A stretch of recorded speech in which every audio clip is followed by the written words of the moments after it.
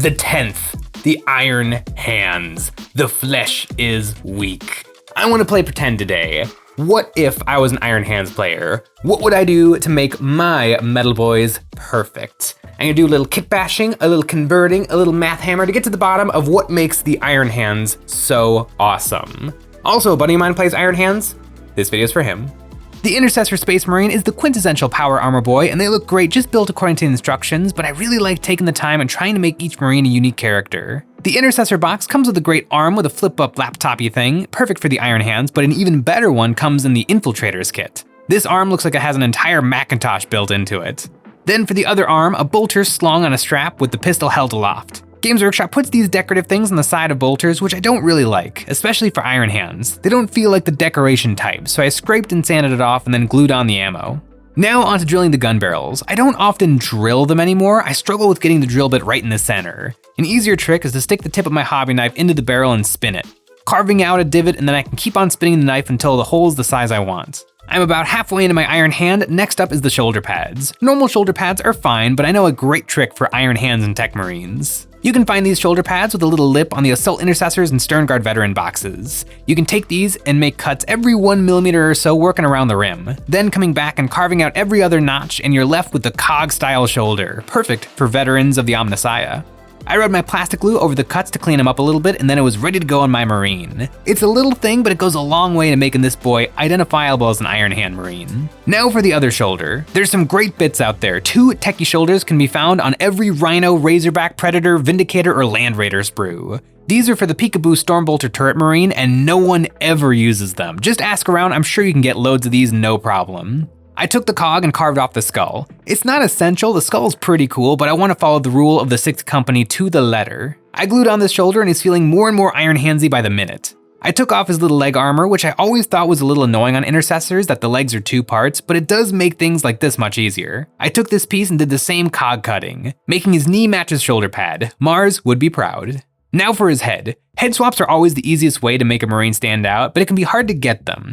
Games Workshop sells them for a lot of money, and there's plenty of 3D prints out there, but I want to try an idea I've had. I took a normal Intercessor head and carved off the little air intake mohawky thing, filing it down, giving him a nice chrome dome. It definitely changes the look of the helmet a lot. It's a little less medieval knight and a little more like a construction helmet.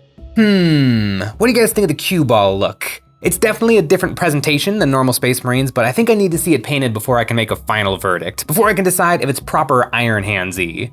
And I've actually been playing a lot of Iron Hands with my Black Templar Space Marines. I really like this detachment because it's really nice and simple.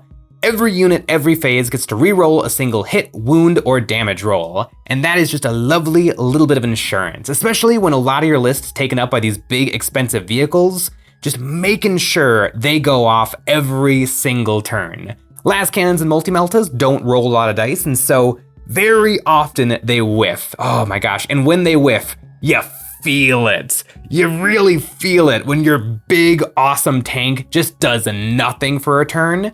But re-rolling a hit or a wound, particularly the wounds, because wounds are statistically the best one to re-roll. It just is really good. And if you make it all the way to the damage, and you're re-rolling that damage, all of a sudden, D6 plus 2 Melta with a re-roll, that's pretty spicy.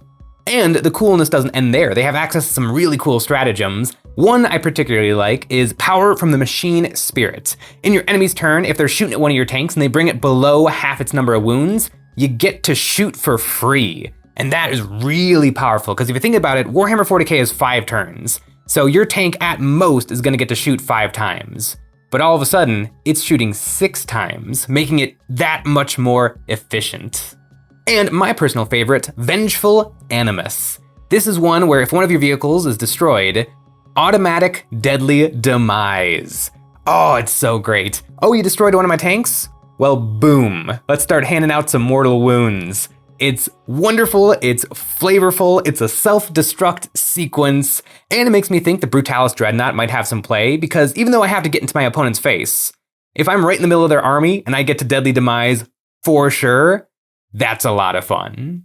Now the next challenge I need to overcome with my Iron Hands is what kind of a base. The Iron Hands hail from the planet Medusa, which best I can tell is a rocky, dry, arid planet. And I think that would complement the utilitarianness of the Iron Hands very well. Although Mars would also be a great pick because the Iron Hands really like the Cult Mechanicus. They're real pen pals. But I think the dry desert rocks would suit these guys better. I tore off 1/2-inch cork and superglued it down to the base. This is rapidly becoming how I start every base. I then used my hobby nippers to tear off the cork until I had a nice uneven look that was reminiscent of the peaks of cliffs. To make sure I leave enough room for this model to stand on, I gave him 2 little spots for his feetsies to go. And I always hang on to the excess cork. It's very helpful for dioramas. After that, I sanded the base flat so there was enough room to glue his feet to the cork. Now I want to spread some putty over the base, and the best way to do this is with my fingers. I cut the fingers off a used glove, a good way to recycle these disposable gloves, and there's actually a product just like this. Artist's Finger Condoms, the best thing for when you want to make a very small mess. I spread out the putty, and it did a good job of making the cork look more like solid stone. Then I added a little wood glue and sprinkled on some small pebbles and sand to the divot to make the base feel a little more natural. I glued down my marine and attached him to a painting handle with some double stick tape. From the moment I understood the weakness of my flesh, it disgusted me. I crave the certainty and strength of steel. I aspire to the purity of the machine. Your kind clings to your flesh as if it will not decay and fail you. One day, the biomass that you call a temple will wither and you will beg us to save you. But I am already saved, for the machine is immortal. And you know what else is immortal? That's right, our Patreon. This month we have the Mining Colony Terrain and Vehicles, utilitarian machines that are more than they appear, designed to ride across the landscape firing stolen weapons or tunneling underneath to lay traps.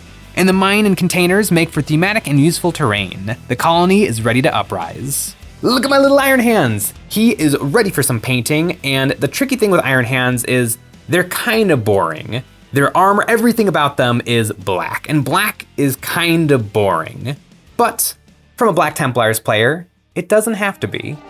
I primed the Mini in black and gave him a Zenithal of white. I've been using my Patriot 105 to prime and my Harder and Steinbeck Evolution for Zenithaling. It gives me a smoother finish, but it's a lot more finicky. Now for that armor. I mixed up Grim Black Army Painter Speed Paint with a lot of Speed Paint Medium and lathered this over the entire Mini. I really like Speed Paint instead of Contrast Paint for Space Marines because that longer working time lets me not rush, getting the paint everywhere without any coffee staining. Now he's dark with some nice contrast, but he's a little bright to be black, so I airbrushed some Leviathan blue from below to create shadows. I find Games Workshop contrast flows better through the airbrush. Different tools for different jobs. The Iron Hands have an accent color of light blue-gray, so I mixed this up and spread it over the bolter, shoulder pad, and chest Imperialis. The Iron Hands differ just a little from the Codex Astartes. They wear their tactical badge on their knee instead of on their left shoulder. Their chapter symbol goes on their right shoulder pad, and unfortunately the decal sheet that you have to buy separately stinks.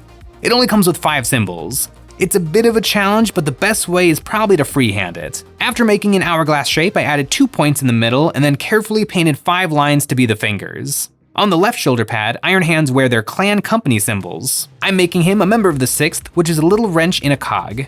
He's coming along, but definitely still a little plain. I decided to add some decals. I put gloss medium over his forehead, shoulders, and legs and filled these up with decals from the Adeptus Mechanicus transfer sheet, which is unofficially the real Iron Hands transfer sheet. I'm digging it, but the leg is a bit much. I decided to scrape this off and instead do a little more freehanding, making the shape of the cog again over his foot. Now that I've got the armor done, I put metallic paint over the metal bits, his shoulder trim and weapons. I gave these spot a wash with Nuln Oil and he's done. I've got this guy pretty close to done, and I gotta be honest, I'm not feeling it quite yet. There's something missing, and I think I know how to fix it.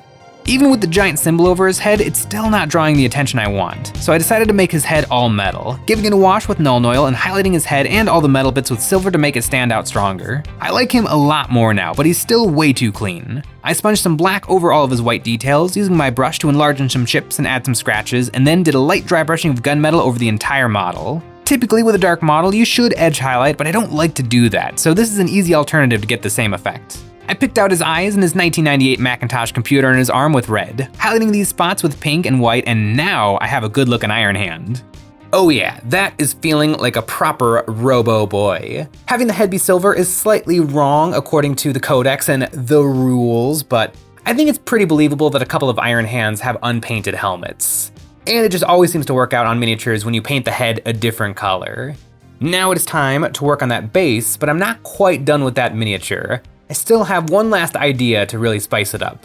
I really like the red eyes and it gives me an idea. I think Mars might have been the better choice after all. I loaded up my brush with brown and sprayed this over the base, letting it spill onto the model's feet and legs. Then I added a lot more water to thin it down more and sprayed this over his lower legs, coming in with a damp brush to wipe it off the raised areas to better incorporate it into his armor.